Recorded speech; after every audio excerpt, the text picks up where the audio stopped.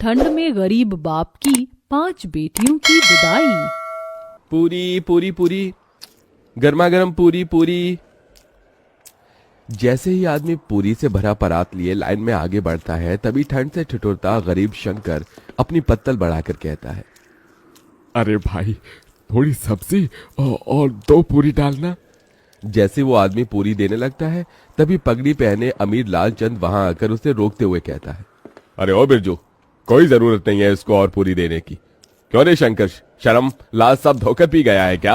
हाँ, तू घर में 5-5 जवान बेटियों को बिठाए रखा है और यहाँ दूसरे की बेटी की बारात में फ्री फंड का भोज खा रहा है। अरे तेरी सबसे बड़ी बेटी सुधा की जोड़ी की लड़कियां ब्याह करके कब की ससुराल चली गईं और बच्चों की मां बन गईं। तू कब ब्याहेगा अपनी बेटियां? अगर उनको ब्याहना तेरे बस में नहीं था तो 5-5 बेटियों को पैदा ही क्यों किया? मेरे माथे की पगड़ी देख रहा है, बड़े भाग से यह मौका मिलता है एक बाप को बेटी के ब्याह में पगड़ी पहनने का, समझा?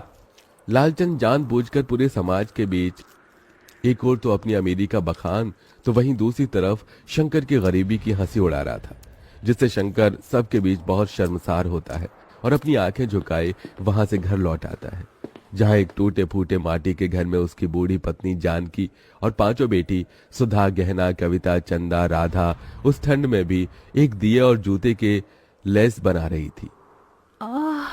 माँ, मेरा हाथ। तू ठीक तो है राधा? दिखा मुझे अपना हाथ। हे भगवान, तेरा तो हाथ जल गया। कहा था तुझे कि लेस का माल तू ना बना, तुझे दिए पर संभाल कर हाथ चलाना था।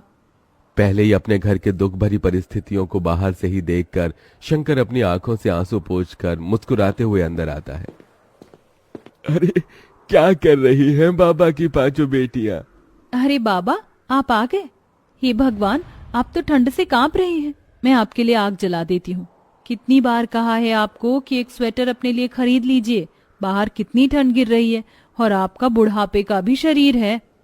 तभी दुखमन से शंकर ने कहा, चिंता मत कर मेरी लाडो, तुम 5 को ब्याहने से पहले नहीं मरूंगा। जब तक तुम 5 की विदाई नहीं हो जाती, मेरे प्राणों को भी कहां मुक्ति मिलेगी। एक बार तुम 5 की विदाई कर दूं, फिर चाहे मेरी मिट्टी उठ जाए। ये सुनकर गरीब शंकर की 5 बेटियों की आंखों आंसुओं से भर जाती हैं। भगवान के लिए फिर कभी अपने मुंह से ऐसी बात मत निकालना बाबूजी। आपके सिवा माँ और हम 5 का इस दुनिया में है ही कौन? तभी जानकी खाना परोसती है और शंकर अपने हाथों से अपनी 5 बेटियों को खिलाता है। शंकर के पास धन दौलत नहीं थी, मगर वो दिलदार आदमी था। शंकर को हमेशा अपनी 5 बेटियों की शादी और उनकी विदाई की ही चिंता लगी रहती, क्योंकि कोई भी उसे रिश्ता नहीं जोड़ना चाहता था और कई दफा रिश्ते वाले देखने भी आते तो उसका गरीब घर द्वार देखकर चौखट से ही लौट जाते। ऐसे ही दिन बीतते हैं और शंकर का दूर का रिश्तेदार उसे एक रिश्ता बताता है। जानकी, कल सुधा चंदा को लड़के वाले देखने आ रहे हैं, उन्हें तैयार कर देना। मेरे एक मित्र हैं, उन्होंने ही ये रिश्ता बताया है। ईश्वर करे कि बात बन जाए तो इन दोनों के हाथ जल्दी पीले कर दूंगा।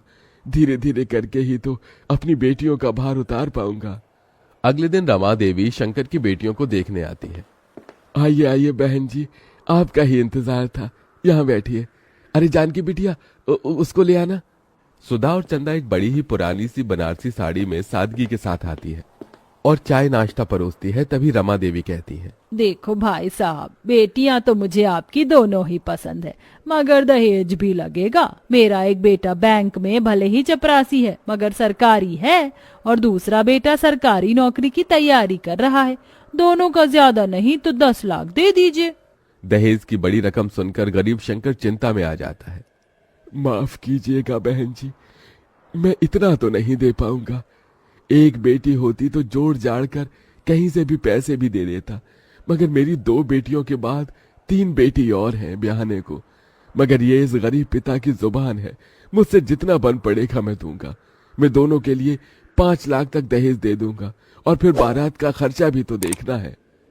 रमा रिश्ता पक्का कर देती है। उसके जाने के बाद चिंता से भरी जानकी ने कहा, अजी 5 लाख रुपए कहाँ से लाकर देंगे आप? कुछ सोचा है? अरे खेत बेच दूंगा जानकी, 4-5 लाख रुपए तो मिल जाएंगे। कम से कम मेरी 2 बेटियों की विदाई तो हो जाएगी। लेकिन बाबा, खेत बेच दोगे तो खेती कहाँ करोगे? मजदूरी कर लूंगा। वैसे भी गरीब लोग लेबर माटी में लगे हुए हैं। बस तुम पांचों अपने घर द्वार चली जाओ। बेटी की विदाई के लिए मजबूर होकर शंकर अपना खेत बेच देता है, जिसके बदले उसे केवल 2 लाख ही मिलते हैं। पैसे कम पड़ने पर वो अपना घर भी गिरवी रखकर दहेज और बारात का सारा इंतजाम करता है। रमा बारात लेके आती तो है।